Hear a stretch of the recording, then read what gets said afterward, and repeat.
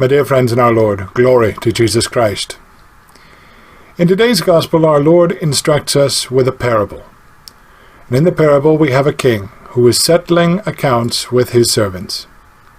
And one servant is brought to the king, and this servant owed the king an amazing amount of money, 10,000 talents.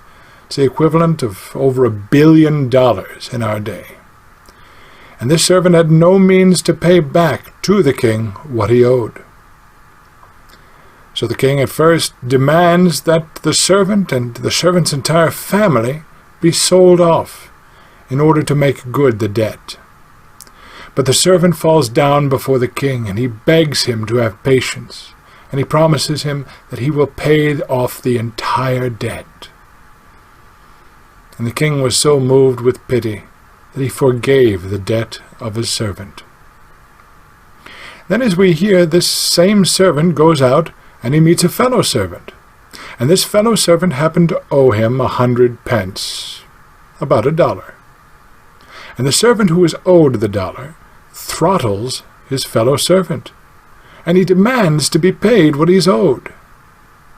And the fellow servant falls down before him, and he begs him to be patient, and he would repay him all, just as the servant who was owed these 100 pence had just done before the king. Well, the servant would have none of it, and he had his fellow servant, the one who owed him all of 100 pence, thrown into prison until he paid the debt. And then, as the Gospel tells us, his fellow servants, seeing what was done, were very much grieved, and they came and told their Lord all that was done. And then his Lord called him, and said to him, Thou wicked servant, I forgave thee all the debt, because thou besoughtest me. Shouldst not thou then have had compassion also on thy fellow servant, even as I had compassion on thee?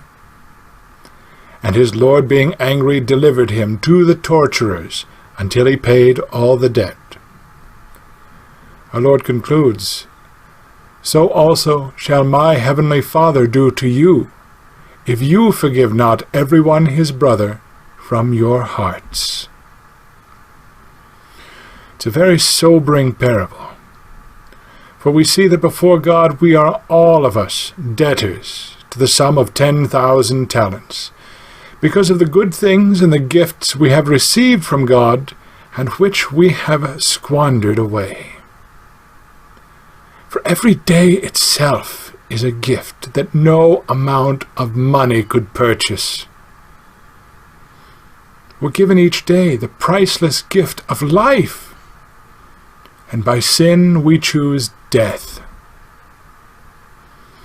We have the gift of our free will, something not even 10,000 talents could purchase. And yet we use it to sin against the one who gave it to us. For like the 10,000 talents owed to the king by the wicked servant, our sins against God are innumerable. But like the 100 pence owed by the fellow servant to the wicked servant, the offenses of our brethren so often, in comparison, are minuscule. Each of us is responsible for a great and heavy debt on account of our great and many sins. Each one of us owes God 10,000 talents, having offended against him. And those who offend against us, they owe us but 100 pence.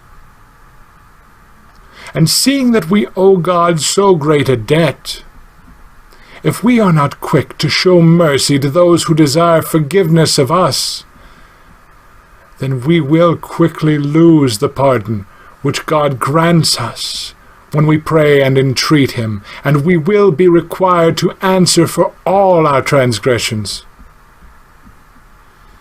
And this is the heart of the lesson. It is for this sake and for this truth that our Lord proposes this parable to us, so that we might understand it and live it. in living the lesson. On our part, the Lord asks of us two things. First, that we acknowledge our own debt before the eternal King and just Judge. And second, that we forgive others their trespasses. The state of grace in the soul is quickly lost when one refuses the charity of forgiveness for another. One who is truly honest, truly humbled, truly mindful of his or her own failings ought to be quick to forgive a neighbor. And in this, the Lord does not seek the forgiveness which comes merely from the lips. He commands us to grant forgiveness which is from the heart. This world today stands in the midst of what seems like unending conflict. Wars, contentions, personal abuses of every kind, petty bickering, antagonism, fighting. This world stands in sore need of forgiveness. Both the forgiveness of God for our many grave and public sins, but also the forgiveness of each of us to one another. If we cannot forgive each other, then we make a lie and mock the forgiveness that God offers us. Let us today consider what manner of persons we have been, and what we have done, and how many good things we have received from the Lord. And how is it that we daily set out then to transgress God's laws and despise His commandments? All of us have in our lives gone astray, every one of us for his or her own purposes. And even further, we commit sins of bringing other people into disgrace, injuring others and ourselves, and fostering a deadly spirit of ingratitude. But each of us alone can answer in our hearts to what we have done with the great and many talents we have received from the eternal King. And so let us then come to our senses. Let us resolve to run far away from all sinful deeds.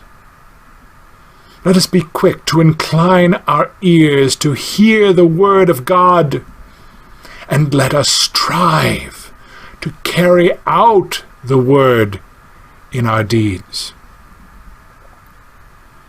Let us joyfully forgive the small debts of our neighbors, whether it be a matter of money, or contempt, or abusive words, or anything else. Let us joyfully forgive the little debts of our neighbors, so that we may receive the greater forgiveness from God and be counted heirs of His kingdom, of which we may all be counted worthy, please God, ultimately, in the world to come.